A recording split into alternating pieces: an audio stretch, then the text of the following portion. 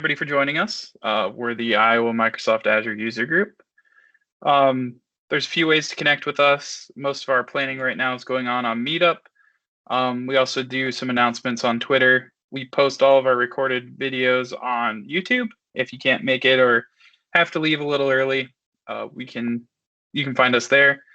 Here's a list of some of our organizers. We are actually growing that list. And next week, or the next meeting, we should have at least one more member on there. So if you want to get involved, feel free to email any of us. And we're always looking to find people who want to help out and grow the group or want to get involved. So reach out to any of us if you have any questions, want to get involved, anything like that. So our schedule today, we're going to be doing Azure Networking 101. Our next meeting is the 16th, and we'll be doing Power BI. And then our next one after that will be March 2nd. There's some Azure Learning resources out there. Azure Learn, Pluralsight, and Cloud Training. And this meeting is going to be sponsored by us, the Iowa Microsoft Azure User Group today. So we're going to do something slightly different. A lot of the people sponsoring our group asking us information like what kind of people are attending your group. And then also for us to know kind of the skill level of everybody else, we're going to send out a survey and we're going to do 2 different raffle drawings. So anybody today who attended the meeting and fills out our survey will be entered into a raffle. And then we're going to do a raffle for anybody on the group list who decides to fill out our survey as well.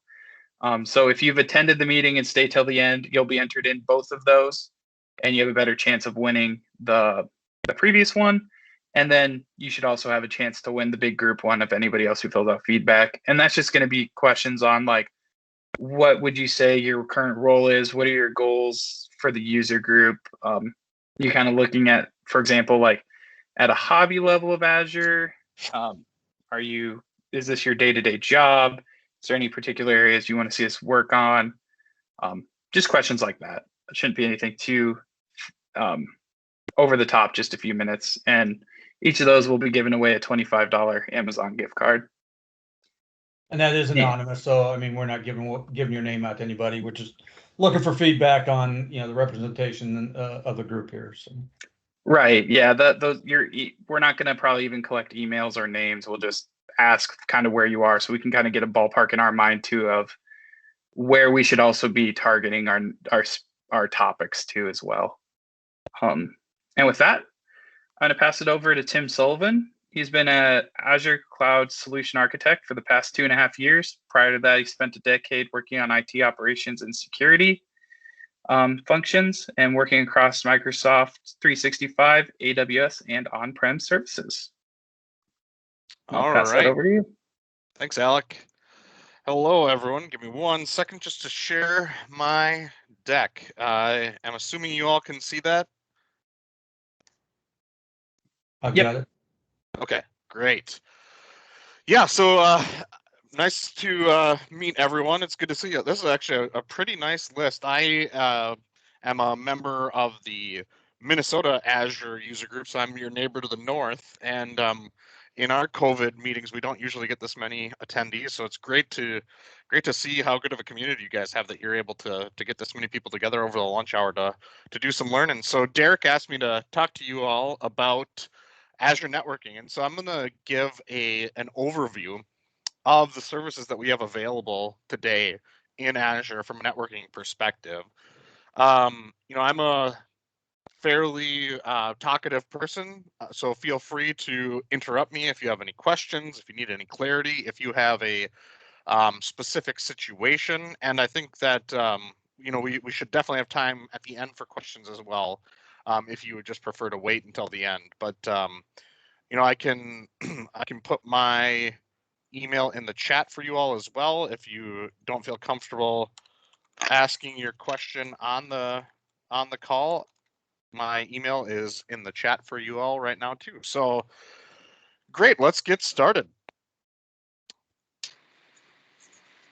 So as members of the Azure user group, I'm sure that you're aware that we have a slew of services available to you. So whether those are our infrastructure services, which is where a lot of these networking components lay, our management services, which we'll touch briefly on, some of that Azure Monitor capabilities, our PaaS services, or our security services, which networking, obviously is a key area to make sure that you are securing.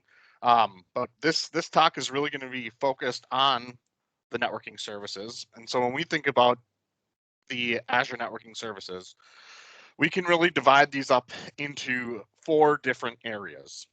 So we have our services that are made for connecting. So those would be things like the building block of the Azure network, the virtual network. For connecting to maybe your SD-WAN solution, we have the virtual WAN offering. For connecting your data centers or your primary offices, we have the ExpressRoute solution that will provide you with a dedicated encapsulated connection that doesn't utilize the internet and instead uses a private connection for you to be able to connect through your third-party internet provider to the Microsoft network. We have our VPN gateway, which is an IPsec tunnel building device that will connect to an on-prem network, build a IPsec tunnel over the internet, and provide you with a secure connectivity that way. We'll touch on the DNS offerings that we have inside of Azure. So that's those kinds of services fall into that connect quadrant. Then we have this protection aspect of it. So we have, our built-in DDoS protection tools that we have on offer to you. We have WAF capabilities, and I'll make sure to touch briefly on those because I think that WAF is a really important capability as you're looking at networking from that 101 perspective. Traditionally, we might have set up a lot of, layer 4, or maybe we have some next gen firewalls, but the WAF can really provide you with a lot of capabilities for your web applications. And so WAF is actually short for Web Application Firewall. We'll touch on the Azure Firewall and Firewall Manager services, Azure Bastion, which is our ability to provide you with a secure way to remote into your virtual machines, whether those are Linux machines or Windows machines. Network security groups are essentially an IP ACL on a subnet within a virtual network. And so that can protect with IP flows, so source and destination IPs and the port that you're using to communicate. And we will also talk about service endpoints and private link. And what these are ways of letting your PaaS services interact with your virtual network. Like I said, we'll touch briefly on some of the tools that we can use to deliver our content, our applications. So whether that's our content delivery network, Azure CDN, our front door capabilities, which is a great way to globally distribute your web applications to the world. We'll talk briefly about Traffic Manager, which is a predecessor as a customer offering to Front Door. It provides some similar capabilities, but also has some differences from Front Door and how you might want to think about utilizing that. And so we'll talk on those.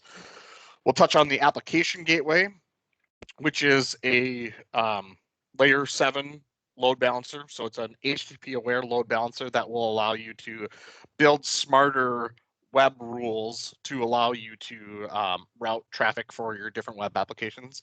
And then we'll talk about our Azure load balancer. And there's some new capabilities in this space as well that you might find interesting, especially if you come from a more traditional IT operations background. And then we'll cap off with some of our monitoring tools. So, I'm guessing that most of you have some exposure to Azure Monitor as a whole, but we'll make sure that you guys all come away with at least a base level understanding of Azure Monitor, and we'll touch briefly on some of the different capabilities that we have inside of there. Does anyone have any questions at this point?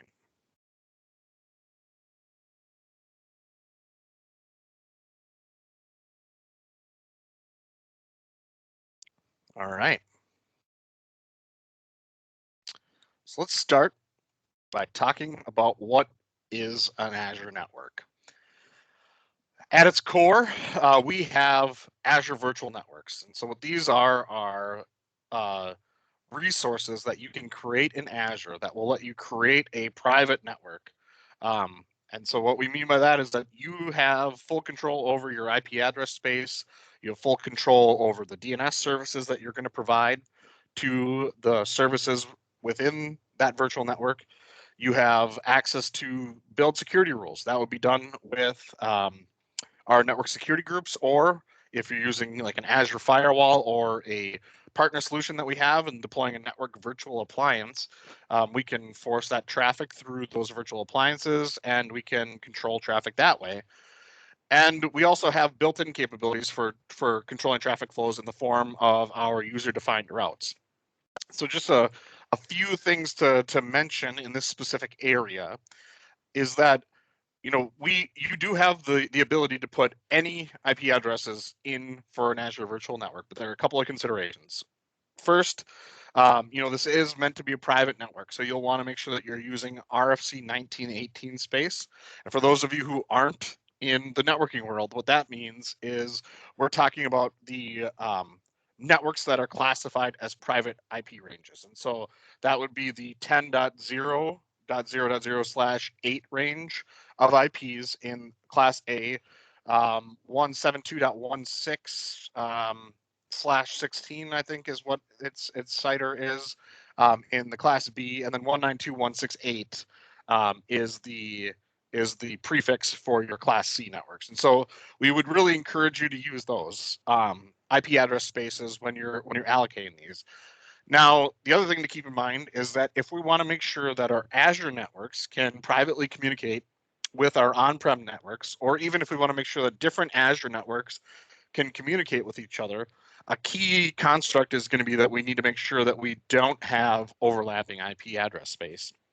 And our tools will have some built-in capabilities where they will tell you when this is going to be in conflict, but it's a lot easier ahead of time to plan ahead and to manage your IP address space in a way that we know that these address spaces won't overlap. And so, a few strategies that I've seen is that you will carve out, say for your on-prem network, you might have a /16 in the 10 CIDR range.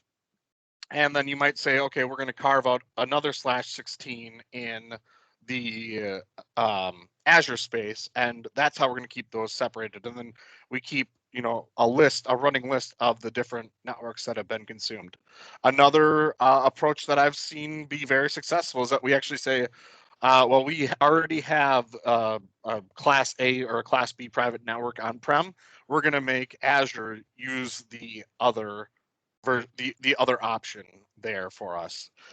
With the virtual network, you have the ability to expand your address space over time. So if you say were to allocate 250 IPs right away to a virtual network, and it turns out that for that particular workload you need more, you can add an additional range after the fact, so you don't have to worry about doing a migration. You will have to be concerned, though, once again, about overlapping and about making sure that you're not reusing those address spaces.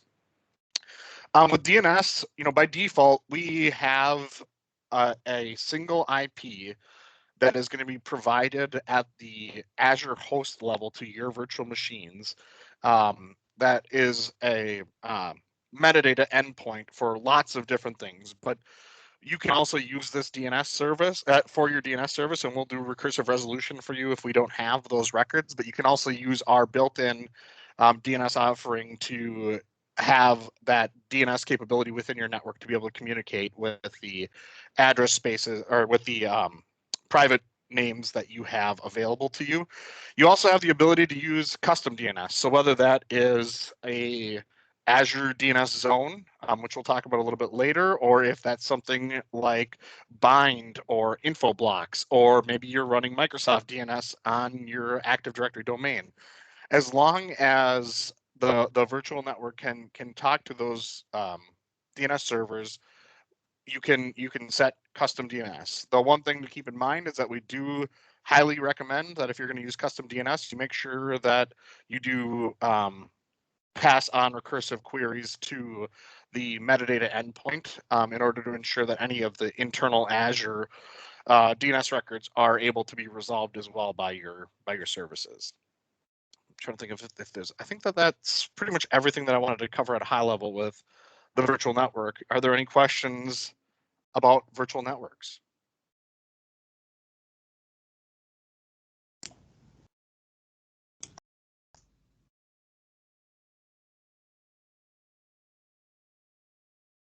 All right, quiet crowd.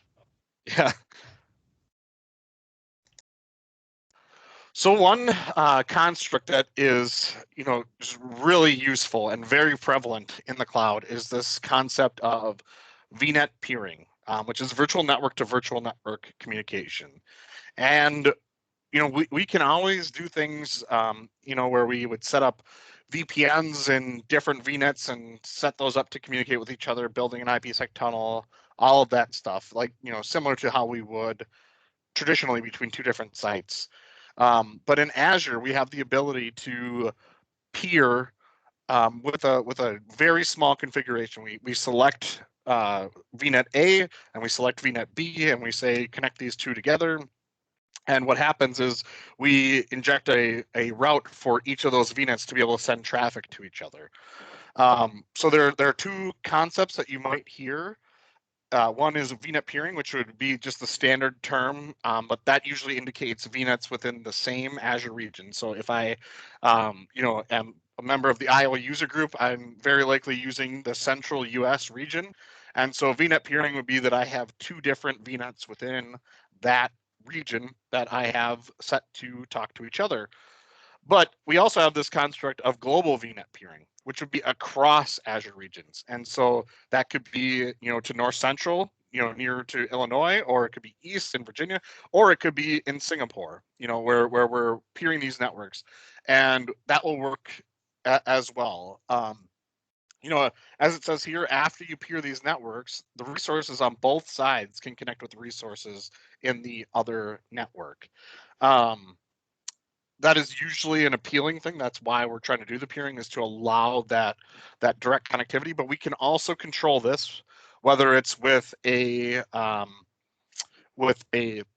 firewall device, so Azure Firewall, Checkpoints, Palo Alto, Cisco's, whatever. Or we can control this with NSGs, where we're going to say, only accept traffic from this range, and that range might not map to the VNet peer that we have. With VNet peering, there is going to be a slight cost consideration. It's slightly higher for cross-region data transfer rates, but there is a cost for inbound, outbound flows across the VNet peer, but it is a very, very minimal cost in the grand scheme of things. Yeah, I'm trying to think of what else I would want to say about this. I mean, like I said, VNet peering is a really simple way to get up and running in Azure with multiple virtual networks, where we can have a virtual network carved out for specific purposes. And then as we need to potentially expand, or if we need to just connect, we can do that with a couple of checkboxes and drop-down menus. The one thing to keep in mind is that if we have a, let's say we have 3 virtual networks, we can peer all 3 of those together by way of what we would call like a mesh peering. And so if you imagine, and let me see if I can draw on this. All right, I'm not going to figure that out right now. If we imagine we have VNet A, VNet B, and VNet C, and VNet A is our midpoint in these 3 virtual networks, we can create a mesh, and so we can make a VNet peer between VNet A and VNet C, VNet A and VNet B, and VNet B and VNet C. And so what you really have is a triangle of connections, where each spoke has 2 peers. One would be to A and B, one would be to A and C, one would be to B and C, where you have those peers. But a more common setup that we see is what we call our hub and spoke model, which would be where one of these 3 virtual networks is the hub. So that's where we're going to have our ingress traffic from, say, on-prem or the outside world. And that will be where the spokes communicate to. So if we said A was our hub and it had spoke B and spoke C, A would have two different peers, but VNet B would only have one peer and VNet C would only have one peer. The thing with Azure is that by default, you're not going to have transitive routing between those spokes. What that means is that if I have a workload in VNet C, I will not be able to communicate with a workload in VNet B without a device that acts as a router in VNet A or creating that mesh peering configuration. So I really wish that I would have drawn a picture of that ahead of time for you all, because I feel like that might have been a little confusing. But the key is just to know that when you're thinking of peering, there's not transitive peering with Azure. So we can't go from a peered spoke to a different peered spoke unless those are peered together or unless there's a router of some sort in the middle. Are there any questions about that?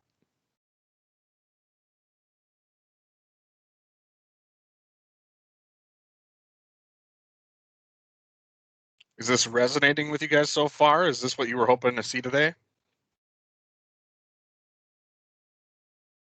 Yeah, it's good. Okay. Great. Thanks, Chris. Oh, and hey, there we go. I forget. There is a picture that I have. So yes, in this case, this is a slightly more complicated picture than what I was describing, but we can see here that we have a hub with VNet A and VNet B. These peers are configured. By default, B will not be able to talk to A unless we have, in this case, we have an NVA here. This NVA could be acting as a router and send the traffic in between, or we could peer VNet B to VNet A, and that would allow that to work as well. All right, so one thing to keep in mind when we're talking about Azure is that Azure is a large global cloud.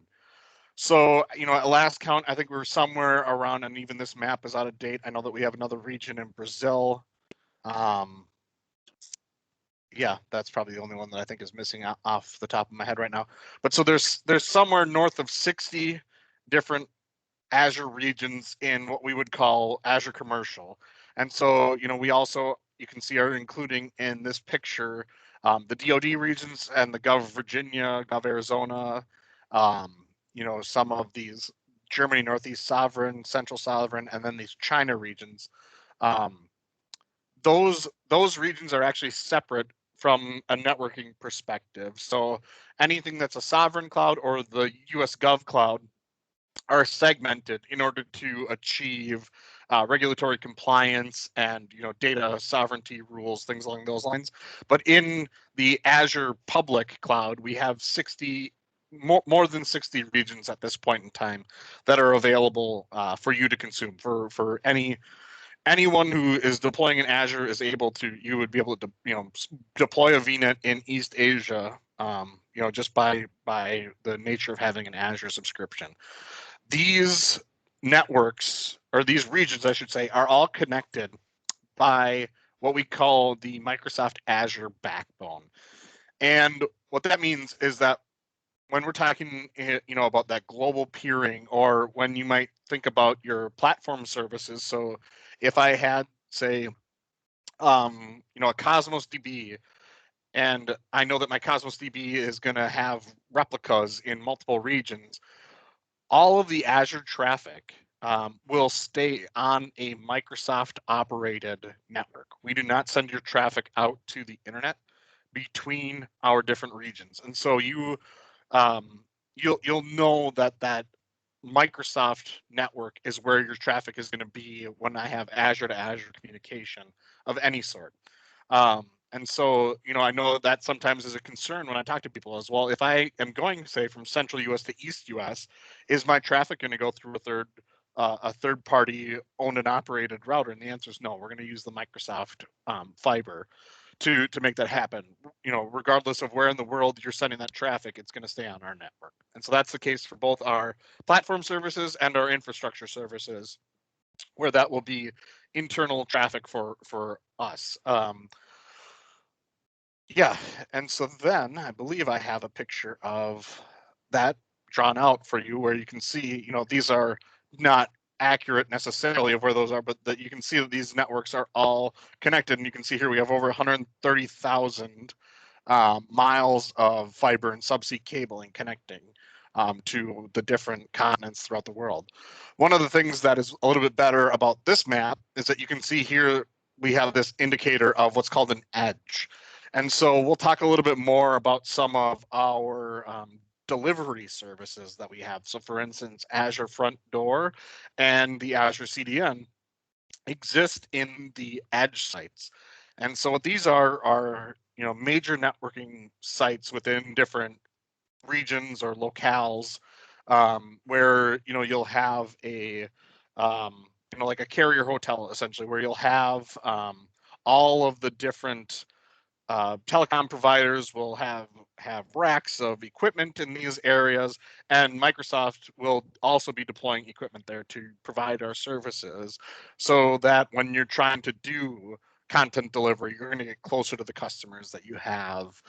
When you're trying to do application acceleration, we can use Front Door at all of those edge locations instead of being inside of an Azure region itself. So those are the two keys to know with Azure. Whenever you're really thinking about that from the networking perspective, it's important to know if a service is region bound. So for instance, if I have an app gateway, that app gateway is always going to deploy to a region. And so, you know, with a lot of our regions, we have availability zones.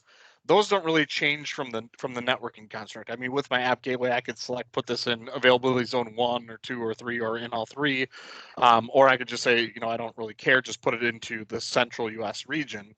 But with a different service, so like Front Door, that is going to be a global service that you will not have in a particular region, and instead it's offered at all of those edge sites. And so that's just something to keep in mind, is knowing where is it that I'm actually having my customers connect to, and how does that connection work is something that comes into play from that networking perspective. Any questions about that?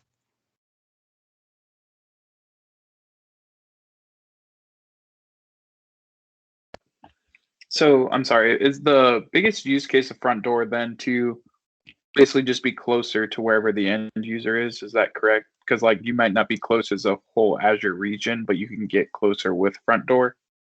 Partially, Alec, partially. And I will dive into Front Door in a little bit more depth for sure. But Front Door has a slew of capabilities. That is definitely one of them, is that you have the ability for your end users to connect to a much closer endpoint than potentially where your workload is actually hosted. Okay, thank you.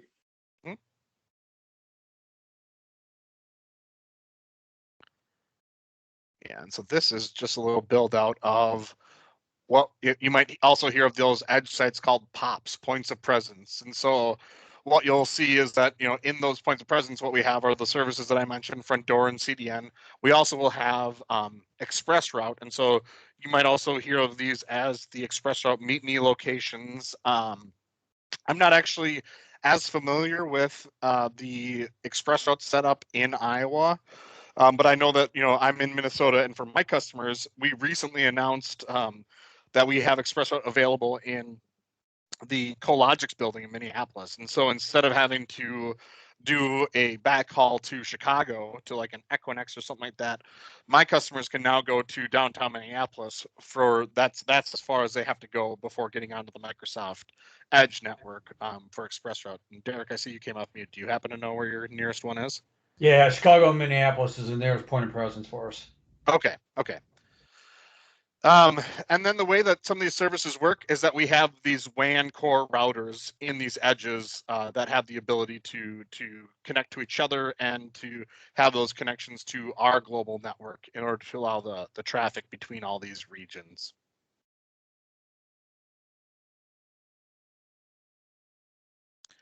So let's dive a little bit more into some of these connectivity options. And so one thing to keep in mind is that this is going to be a very Azure oriented deck. But one of the things about Azure and about Microsoft generally is that we have a large partner ecosystem. And so if your organization, uses Cisco devices or you use Checkpoint devices or something like that, chances are that we might have a partner offering in our marketplace, or we can get you connected with one of our partners, who you're already purchasing some equipment from, and we could have a conversation about how we could do some of these things with network virtual appliances. But in this case, when we're talking about hybrid networking scenarios, so connecting your on-prem data centers or your branch offices to Azure, these are the options and the different scenarios that we see, which is, let's say that I have, developers, and this is actually potentially more relevant in the current situation that we are in with COVID, where I've got a bunch of developers working from I don't know where, not my office anymore. And so what I want to do is I want to enable that developer to be able to connect directly into an Azure resource without having to make that Azure resource open to the outside world. Well, with the Azure VPN gateway, we actually have the capability of creating a point-to-site tunnel. And so that would be the developer has a VPN software client running on their laptop. They would have the VPN gateway that you've already pre-provisioned in Azure that would sit in the VNet or in a peered VNet that they're going to connect to do their work, and they would start that VPN and they would have that secure tunnel built out for them to be able to do that. This is usually the most useful in small scale deployments. It's fairly simple to build and to do. We have actually really good docs on the point-to-site VPN. We've got PowerShell scripts that you can probably get through in less than an afternoon to build the VPN gateway and download some download the configuration for your VPN on your Windows 10 client, or I think we also have Mac options with like OpenVPN and things like that, where you could then connect into a VNet that you have. I'm going to be talking a little bit later about some solutions that I actually think would be better than this, depending on what it is that you're trying to do. But that is an option for you and for your the employees at your organization, if that's of interest to you. The other form of VPN, so the first kind, the kind that we just talked about, is developers from anywhere in the world connecting. The next kind, with the same VPN gateway that we would have, is something called site-to-site VPN. And what that is we have an edge networking device on your premises. And so think of this like a Cisco ASR or a Cisco ASA or Palo Alto VPN or Checkpoint, whatever your network appliance is on-prem. And if it's capable of building an IPsec tunnel, we can set that up to communicate to the VPN gateway that we have built in Azure. I see this in both small and medium business as well as enterprises. Enterprises, a lot of times, they'll use this as a backup for their ExpressRoute or as potentially a choice for their dev test workload, something along those lines. But it is a great solution for getting up and running quickly. As you'll see a little bit later down, we'll talk about ExpressRoute, and we'll talk about ExpressRoute in a little bit more depth. We'll talk about the VPNs in a little bit more depth too. But with ExpressRoute, there's your third-party internet providers and the facility providers that we have to get letters that authorize them to do this. We have to have contracts signed with everyone. Whereas with the VPN, like I said, it's the same VPN gateway in Azure that you use for the point-to-site. So you can set this up yourself. And as long as you have a device that is compatible to talk for that IPsec tunnel, you can set that up very quickly and very easily on your own as well. We have a newer service offering. So when you're thinking about, I want to do site-to-site or point-to-site or, ExpressRoute, and I want to really have a centralized hub for all of this traffic to come into, we have a service called vWAN, Virtual WAN. And this service is really great for, we have multiple branches connecting to Azure, or even if we need to be able to do branch-to-branch routing, this can be an extension of your your existing SD-WAN, or if you don't have an SD-WAN solution, this could be a choice for an SD-WAN option for you to have that branch-to-branch connectivity. You know, there are some things with vWAN that you'll want to talk about with your Microsoft team, or read through the docs to understand, you know, with like, how am I going to do hub to hub? Am I okay with having just one hub per region? Because that's one of the things with vWAN. But it is an option that exists for this kind of managed experience if you don't want to have to set up a lot of this stuff on your own. And then our last really hybrid scenario is this private site-to-site connectivity, and that's going to be with ExpressRoute. And so, you know, this is really that dedicated connection through your telecom provider, through your ISP, that's going to get you connected into one of our partner locations where we have an edge site, a Meet Me location for ExpressRoute. They'll do a cross connection for you to be able to connect into us and have that dedicated encapsulated connection. You know, so there are different workloads, and I think that Derek I can make sure that he has these slides. I can share them out, these slides out to you if you want to read into these a little bit more depth. But this is just a high level, broad brush of some of the services that we have available to you. Are there any questions about that?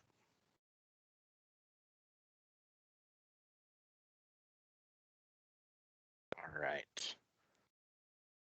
Let's see, what haven't I covered from this already? So I did not cover that each virtual network can only have one VPN gateway, but you can create multiple connections to the same gateway. The limit, if I'm recalling correctly, which, you know, one of the things to keep in mind is that these limits sometimes change. You'll often, when you're getting ready to deploy something, a good habit to get into is to check the service limits page that we have published to find out and make sure that service has an acceptable limit to you.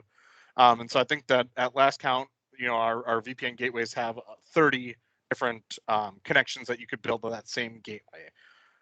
And I did mention, you know, that prior to peering, we used to set up VPN gateways to send traffic between Azure virtual networks.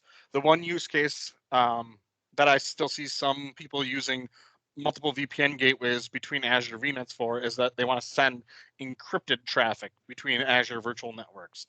You know, this is one that when I talk to security teams that I often find that they want to have something like this, but something to keep in mind is that by default, your Azure services are going to be, you know, they'll have REST endpoints, things like that, and they'll be TLS encrypted. They'll have HTTPS connections for everything. So that traffic is encrypted. And then when you send traffic from one VNet to another, even, like I said, even if that's a global connection, even if it's across regions, it's going to stay on the Microsoft network. So the question that I ask is, you know, is that a risk that we need to control? If it is, absolutely, you can set up 2 VPNs and have them communicate. If it's not, you're just adding a layer of complexity and cost that you might not need to have to be successful. Any questions about that? All right. Yeah, so we talked, you know, a little bit about all of these features. I don't really want to get too deep into, you know, some of the specifics. You know, like I mentioned, there's a Windows app, and we also have the Open VPN protocol on our point-to-site VPN. So if you have a different soft client that you want to use a point-to-site, that's something you can use. We do have the ability to aggregate multiple VPN gateways to get you 10 gigabits per second in aggregate. You know, one of the things to keep in mind is that with all of these services, whenever we're talking about encryption, it's very similar to like SSL TLS encryption, where there's a compute overhead. And so one of the things with VPNs is that they, in a single gateway, we used to be limited to 1.25 gigabits per second because of the compute overhead on that hardware. If anyone has a specific question, I mean, I'll stop here for a few seconds if anyone has a specific question about any of these features, but otherwise, I mean, I think that this gets a little in the weeds for a group like this, but are there any questions about this?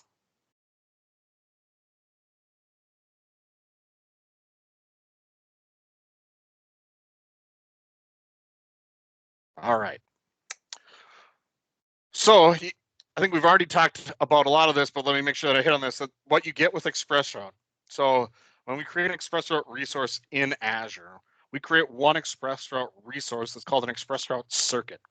And that circuit actually provides us with 2 physical network connections so that we have, from the Microsoft side, we're providing you with redundancy at all these different steps. So you're going to get greater reliability for 2 reasons. One, you're not going over the public internet, so you're going to have the same network path every time for your traffic, so it's going to be reliable.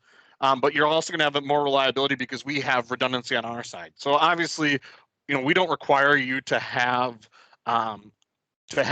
multiple egress points from your side into Azure, but from our perspective, that's a good thing for you to do for reliability and for redundancy. But we're going to offer that to you no matter what. So even though you have one circuit, it's 2 physical connections. This will also get you faster speeds and lower latency than you will get over your internet connection. Especially, you guys aren't far from either of those ExpressRoute meet me locations in either case. So you likely don't have to worry too much about latency with ExpressRoute. It should be really low latency for you. And here you can actually see a little bit of what I was talking about, where we have these 2 physical connections between the partner edge and what we call the Microsoft edge. So this would all be inside of that carrier facility where we have that equipment. So that edge location where we have that equipment. And then these 2 connections make up a single ExpressRoute circuit. You can see here that we have just one connection in this drawing. You could also have 2 connections from you to the partner to get extra resiliency in your network connectivity. Now, there is a concept of peering in ExpressRoute, and there are 2 different peering options available to new ExpressRoute customers. You might come across in some documentation the concept of Azure public peering. If you haven't been using ExpressRoute before, or actually I think it was anytime prior to like August of 2018, you will not have access to that. Not that it really matters, because Microsoft peering really replaces what Azure public peering did for you and more. But the primary use case that I see for ExpressRoute is really this concept of Azure private peering, which is really where we're going to get a route to your on-prem network into your Azure network and vice versa. And that is a very core reason to use ExpressRoute, is that we want to have that dedicated, reliable connection between those resources to make sure that we have something stable and something resilient. Now, what you'll see is with this red for the Microsoft peering is that this is used for our platform services and for some of our other SaaS services. And so you'll see the Office 365 symbol and the D365 symbol. What I will tell you is that Office 365 was really intended to be an internet-facing service. And so you actually need special exceptions from the Office team to be able to do that. And I don't really think you're going to see benefits. I have yet to actually have a conversation with someone where that has been the right answer for them. So what we can do at Microsoft Peering, though, is that we can select what are called BGP communities. And so that's a little bit of a networking gobbledygook. But what it means is that Azure SQL, so that platform service, has a list that we can select that indicates to your network device that it can use your ExpressRoute to get to those resources. Or as you can see here, you could use it for Cosmos DB, or you could use it for Azure Table Storage, whatever that platform service happens to be. That being said, our story from the private peering perspective gets a lot better all the time, whether it's via injecting these services into a virtual network, or if it's with something like Azure Private Link, where we can set up the ability for you to connect that way in. And so Azure Private Peering, 100%. Microsoft Peering, I would say that's probably not going to be your primary use case, and we might be able to get away without you having to worry about any of that stuff altogether, depending on your use case. Any questions about ExpressRoute or VPN?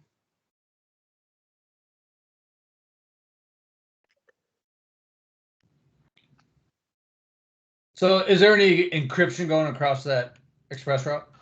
There is not any encryption with ExpressRoute by default. It is an encapsulated connection. If we do have some offerings, I'm trying to think if this is just so we have within ExpressRoute, there are a few different options. So we have, like ExpressRoute Global Reach is a SKU. We have something called ExpressRoute Direct, which is where you get a connection where we basically eliminate this partner and you go straight into the Microsoft Edge, and that can be up to 100 gigabits per second. And with that, we have the capability to do MAC-sec encryption is what it's called. But a solution that I've seen a lot of people use is that you can always have a VPN gateway on either side of your ExpressRoute connection, and then you can build an IPsec tunnel within your ExpressRoute circuit. The one thing to keep in mind there is that if I do that, and well, actually, I guess now with the high throughput VPNs, you shouldn't have to worry about that necessarily. It used to be the case that if I had, say, a 10 gig ExpressRoute circuit, I would be capped by the VPN's available bandwidth. But as we saw earlier, that's changed.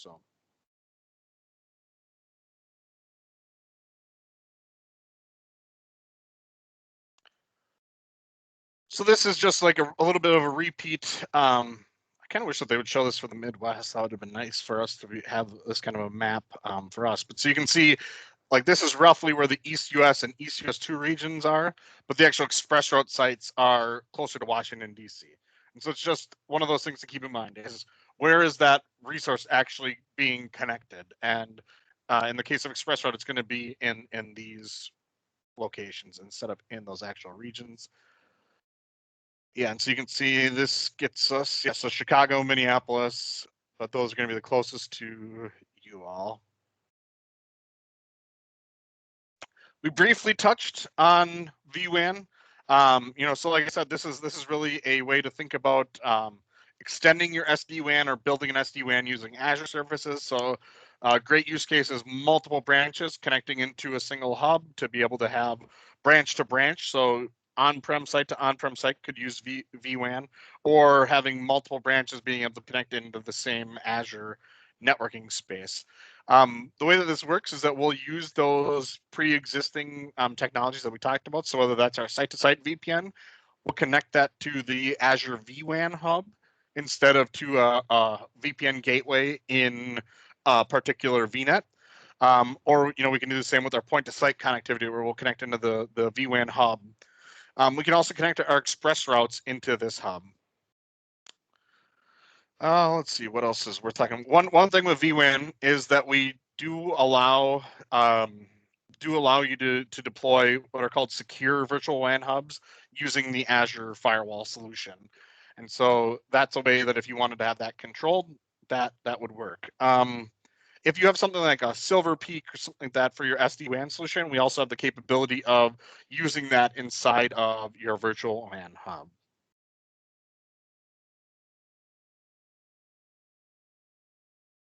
All right. Yeah, this basically talks through everything that I was just saying. So you can see that we have the ability, we call it public for VPN and private for ExpressRoute connectivity. Really what this means when it says public is just that it's going over the internet, not a consistent route. One of the key things about vWAN, and what you see here is actually that we have what's called vWAN hub to hub setup. And so you see in region 1, we have a hub that's connected to region 2, and both are connected to region 3. And this is actually forming that same mesh. What we get with vWAN is that these VNets would now all be able to route to each other. So that transitive routing that we talked about with peering does work with vWAN and that hub concept.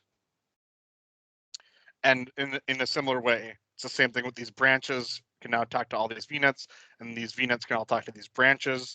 We do have the ability to control routing tables within vWAN, and so if we didn't want this branch to be able to talk to this VNet, we could remove that route so they wouldn't be able to see each other. One of the nice things about this is that we can have many more VPN connections. So, I was saying I think that the limit was 30 for VPN gateway. The vWAN has a much higher limit for the amount of connections you can make from a VPN perspective. Are there any questions about vWAN? Derek, how am I doing for time? Because I know you said we go to 1:30, but is that okay? Yeah, you're good. Keep going. Okay. All right.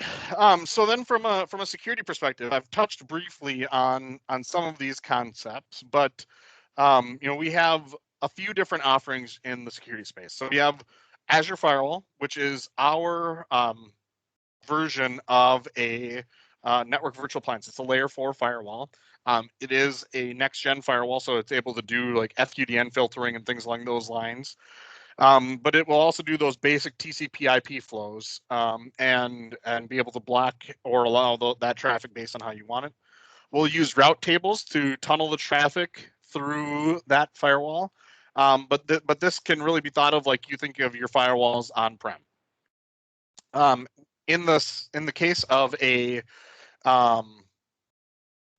a web application, and so whether that's with content delivery, so static sites, or with Azure Front Door, or with the Azure App Gateway, we also have the web application firewall. And so this is a layer 7 only firewall, and so that means this will only work for your HTTP, HTTPS workloads. It wouldn't work for non-HTTP traffic. But this will protect you from like the OWASP top 10. It uses the core rule set to make sure that you're protected from known threats in the web application space. Azure Private Link, I've mentioned that a couple of times. This is a great service that really allows us to create an interface inside of one of our virtual networks to a specific PaaS service, but even more specifically to a specific PaaS instance that we've deployed. And so you might be familiar with service endpoints, which is where I would inject a route for my entire PaaS service to a virtual network. And that virtual network would be able to then route through itself to those resources. What Private Link actually does instead is that it will be limited. It's a one PaaS instance to that virtual network. And so if I had 5 SQL databases, I could have it so that my private link was only for one inside of my virtual network, and then I could lock down that traffic. I don't have to worry about any data exfiltration, anything like that. So private link could be its own topic for your user group. Definitely something, if you're interested in network security, to take a deeper dive into. By default, we do have basic DDoS protection on every public IP address within Azure. But if you have some critical services that are public facing, we do have a DDoS protection standard that you can also get, which will help to protect you from distributed denial service attacks. I think we've talked a bit about how virtual networks, NSGs work. One thing to note with those network security groups, so to recap a little bit, those are those IP ACLs that will be IP source and destination, and then port-based allow rules. The network security groups have the ability to use what we call application security groups as well. And what that is I can tag a set of network interfaces as being, say, my web servers, and I can add a rule that only allows my web servers to talk to my middle tier based on tags. And so I can add those tags, and I can easily build that list for myself.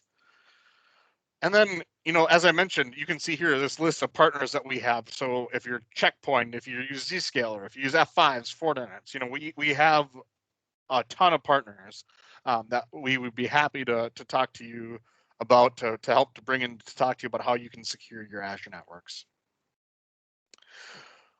So just to touch on CDN briefly, this is really for your static sites, your static web properties. Content delivery networks really offer high bandwidth content to users. And what this is we take your static content and we will distribute it to all of those edge locations throughout the world, and it will be cached there. So if I were, say, in Colombia and your web property were in Iowa, in the US Central region, if you were using the Azure CDN, you could offer all of your static content to me, and there is a edge site in Bogota. And so I would actually hit Bogota to get all of those rich images or anything like that that's a static content, and be able to get that as a really good user experience. We do have the ability to have a WAF here that's in preview. And then we can do geo filtering. So if you didn't want to allow anyone from Iran, or if you didn't want to allow anyone from, if it's against company policy to have a certain country see this content, you can filter it out so that they won't be able to access that data. We offer this both with the Azure CDN offering from the Microsoft side, but then we also partner with Akamai and Verizon. So depending on your needs, there are different options that you can select from that CDN perspective.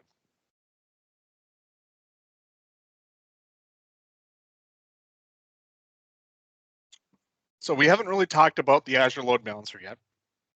Azure Load Balancer is a really standard networking device. It's just like any of your other load balancers, where it's going to have those 5 tuples, and it will say, here's the source IP, go to these destinations on these ports, and send that way. You can also use these as a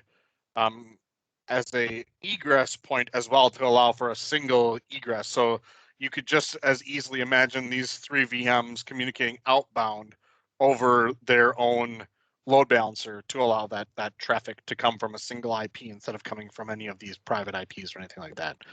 This does come in a public or an internal fashion. There's a lot of different use cases for a load balancer, especially if you're running VMs in the cloud. I know that I've got a few slides on the load balancer, so I'm going to go through some of this stuff, and then we can come back to any questions that you might have. But so what happens with a public load balancer is that you'll have a public IP address resource in Azure, and that will be able to accept traffic, and that will start to send the traffic to your backend that you've got configured. And you can also use this then for, as you can see here, with SNAT, so that's Source Network Address Translation. It's a networking concept to send outbound flows from private IP addresses to a public IP address that will be able to be translated forward. And so by default, it's going to send traffic evenly across these nodes. This is a great diagram of an example of where you might want to have multiple load balancers, and how you can see here that what we really have is that we have this public load balancer that's sending traffic to my web tier evenly. And then these systems are going to communicate to the database tier through another load balancer. And so they will actually consolidate down to a single one. So this we see a lot with multi-tier applications. Another area where you'll see this kind of a setup with multiple load balancers would be if this were a set of firewalls. So if your solution was something other than Azure Firewall, you might have multiple firewalls in its own subnet, and you're going to send the traffic. Ingress traffic is going to come here, and then once it gets to it will bounce to a particular firewall node, and then those will pass to a single load balancer out, so that the traffic can flow back to any of them. Are there any questions about load balancers?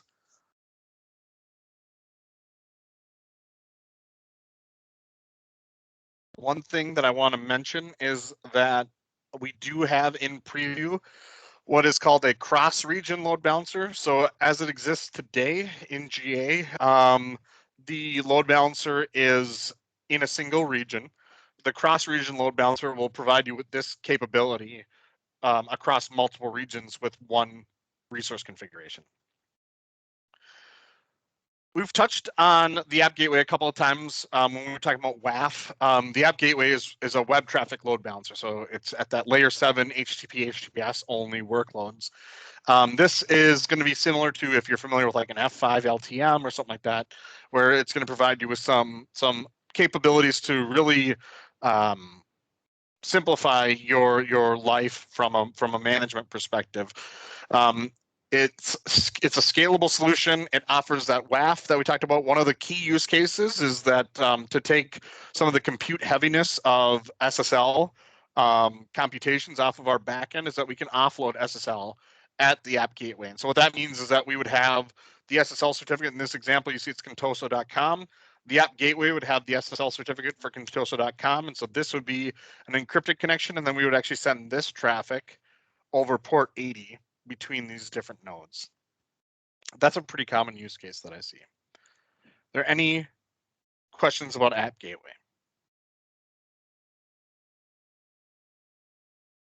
All right. So I mentioned Traffic Manager once already. Traffic Manager is a DNS-based traffic load balancer.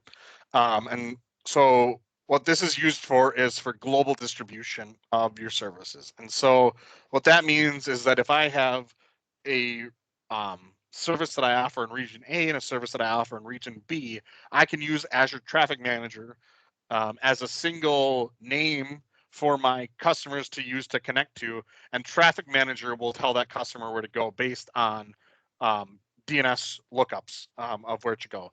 One thing to keep in mind with Traffic Manager is that Traffic Manager does not proxy the connections. And so this is something that for networking people can sometimes be either a good thing or a bad thing, depending on what you're trying to do. But what will happen is when you do your lookup against Traffic Manager will actually tell the customer, oh, you're going to connect to this web app here, and the customer, the client, will actually directly connect to the endpoint. And so that means that you'll actually distribute it, your traffic, and then those connections will happen a lot quicker.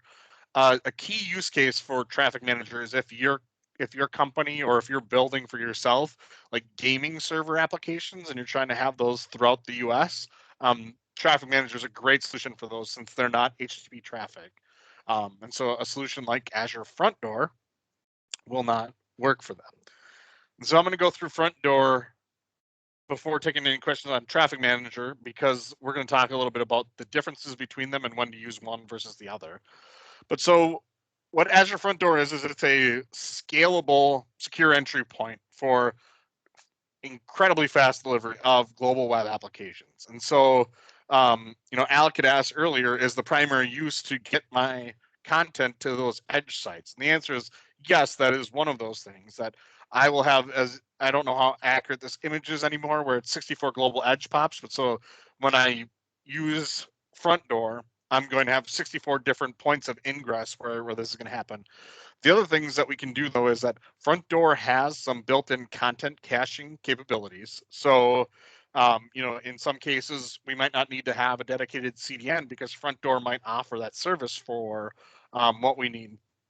We can also put our WAF at the front door instead of in a particular region. A really good use for that is that then I only have to configure the WAF in one spot. If I have 5 different regions for my application and I'm using App Gateway, I might have to have, I can use the same policy, but I have to configure 5 different devices. Whereas with Front Door, I would only have to configure it once and it would work for all of those locations. The way that this works, though, is that Front Door actually uses what's called an Anycast IP. And so Traffic Manager functions at that DNS level. And so it's going to be based on where the client DNS server does its lookup from for how it's going to return the result of where the client should route. Front Door, since it's IP based, is actually going to be from the client to the closest Microsoft Edge. We're going to do that. Another thing that we get with this is instant failover. If we lose a particular region, we're going to be able to route to a different point on our back end instantaneously. And it really is super fast. Like, you can set up a Front Door and you can delete an app service in region A and have the app service in region B and see it flip over instantaneously. It is amazing. One of the other things that Traffic Manager applies, that Front Door applies, is this concept of what we call TCP splitting, where what it will do is it will chunk into smaller sizes the actual packets to make sure that we're delivering this application as quickly as possible between the Azure regions and your customer. And then the other nice thing that you get from it is really that centralized traffic view. Are there any questions about Front Door or Traffic Manager individually right now? My next slide, I'm going to talk about some of the differences between them. Yeah, I have a question. So you said Front Door, I should only have to configure and deploy once, and I get all 64 edges. Like, I shouldn't need a Front Door per edge region I'm trying to get to, right? Correct. It will do that for you. That's the nature of the service, is that we have a global configuration.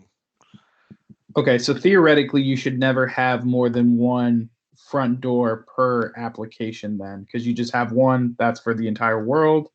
And, okay. Yes, yes, and actually, you know, I've talked to some companies where they have one front door for the entire company, because one of the concepts in front door. So if you're familiar with the configuration of an app gateway, you know, you have your front end and then you have your back ends and you have your routing rules. Front door is very similar. But one of the things that we can do with front door is we can have, I think it's up to 50 now, different front ends. And so what that means is I can have contoso.com and I can have wingtips.com and, you know, so on and so forth, where I have all of them and in one front door configuration. And so then I can have shared routing rules, shared, you know, WAF rules, and then, you know, you can have your backends as well and have your routing rules be intelligent and do those path-based traffic load balancing, do the front-end based, you know, however you need to do that. So you can actually combine multiple applications into a single front door. It's really going to come down to your strategy on what it is that you're trying to do for what makes sense. Okay, cool. Thanks. So then one thing that happens a lot of questions that we have is, should I use Traffic Manager or should I use Front Door? Both of these can be used for, you know, for global applications, for global services that I'm delivering. And so this is just a very high level of some key decision points. So Traffic Manager will work with any protocol. So it does not have to be HTTP, HTTPS. It will work anywhere. It's good with on-premise routing. I should say on-premises routing. You know, so traffic will always go from point to point with Traffic Manager. So you'll take that direct path, you know, to the most direct path to that endpoint. And then the billing is I guess in some ways considered more advantageous for Traffic Manager. With Front Door, anytime you have an HTTP, like a web application, and you're trying to offer it globally, Front Door is going to make sense for you. It's going to take a lot of those pain points off of your hands. Like we can do SSL offloading, we can have a WAF at the edge, you know, we're going to reduce latency, all that stuff. So if we have a web application workload, Front Door makes a lot of sense. You know, we can scale the different paths that we have with Front Door easily. And then as I mentioned, you know, we have rate. I didn't mention rate limiting. I did mention that we have some WAF capabilities, which includes IP hackling to let you protect your backend. We also have rate limiting. So Front Door does give you some of that DDoS protection, as well as some more control that you might want from the perspective of how requests are coming through. You can also do a lot of great stuff. So when we're talking about this HTTP workload, we can do a lot of great stuff with our rules engine about like what the headers look like, and you know, what headers we're getting from the customer and how we're going to respond to those. So there's a lot of great things about Front Door that I'm not really deep diving into. I really love Front Door, so really recommend you guys check that out if you have any web applications you're offering from multiple regions.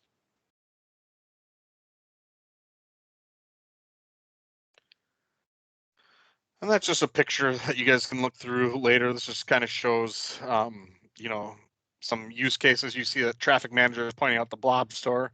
Don't really know why that would have to necessarily be the way that it is, because blob we can get over HTTP as well, so we could use Front Door theoretically for that. But so then some other services that I just want to make sure that we touch on. Azure Bastion is one of my favorite newer services that we have. So you might recall, you know, when we were talking about the VPN with the point-to-site VPN, where I could have my developers use a point-to-site VPN to connect into an Azure VNet.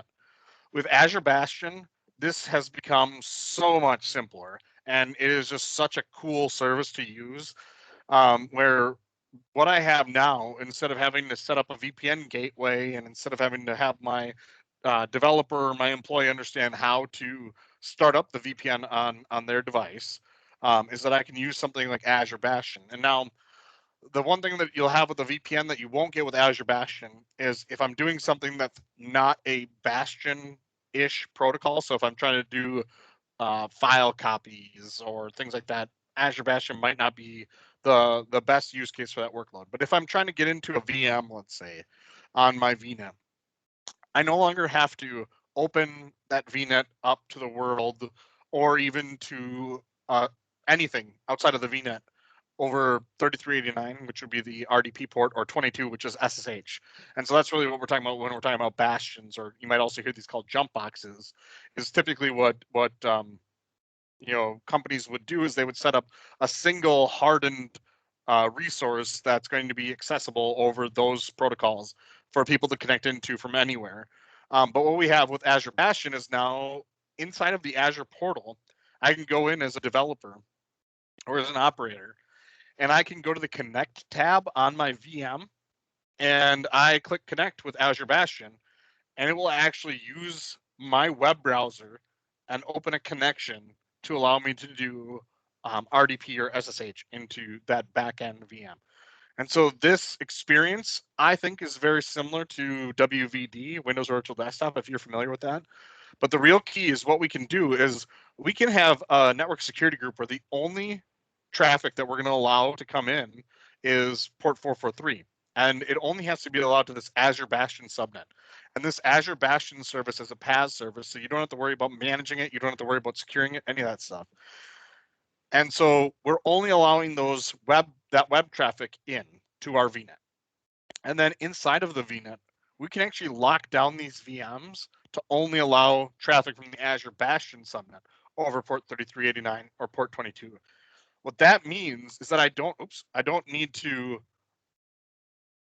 allow VM A to be able to remote into VM B.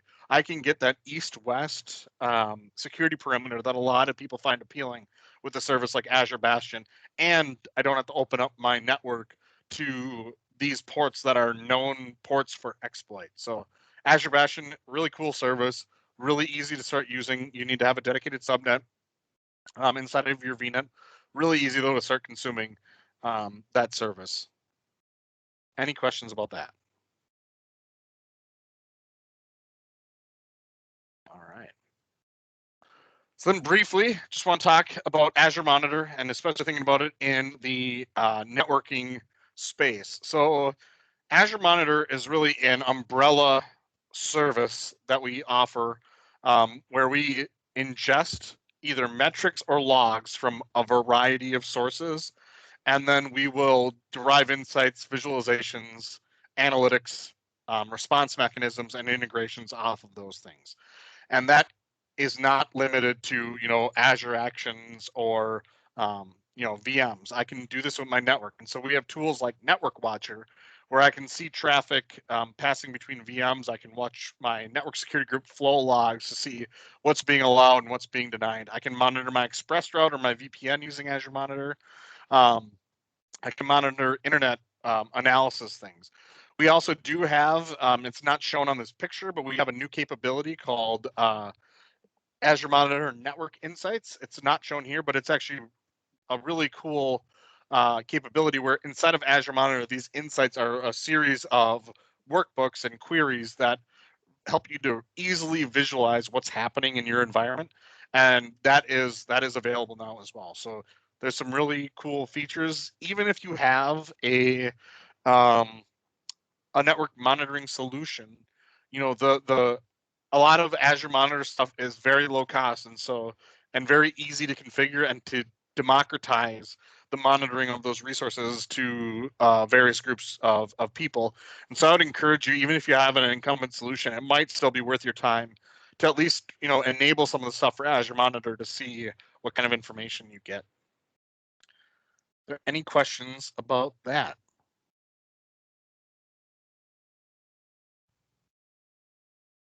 How much content do you have left? Just one slide, I believe. Okay, we should be good then. Okay. Last thing that I want to talk about is Azure DNS. We have two different forms of Azure DNS. So we have public zones and private zones. So this is your split horizon DNS. So I can have a private zone that's resolvable only to my resources, and I can have a public zone where I let anyone in the world see my resource records for my web properties, things along those lines.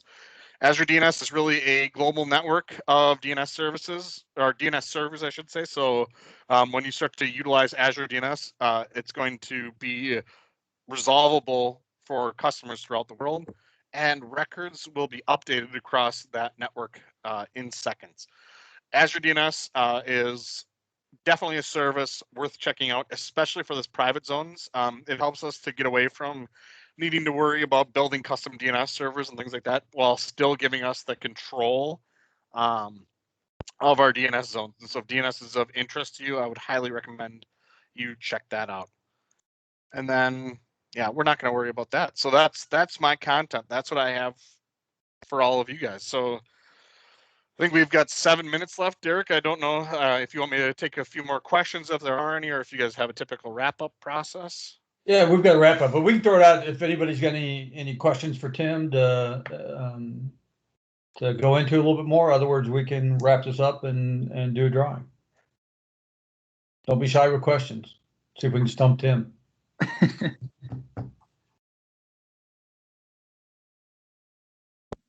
All right. Okay, I'll stop sharing questions? so that you could do your thing, Derek. Okay. Alec, if you want to bring up the wheel of names. Yeah, I think we're going to wait. So at the start, I said we'll have the people who fill out the feedback form. They'll be entered into a drawing of the people who are left at the end here. So looks like chances are pretty good. So if you just fill out that feedback form, we'll do a drawing of those people. And then we'll go through, and then you'll also be entered into the bigger group drawing of anybody else who fills out feedback. So expect that form either tonight or tomorrow. I'll send it out in the thank you for this presentation, and then I think we'll go from there. Okay, I'll go ahead and stop the recording.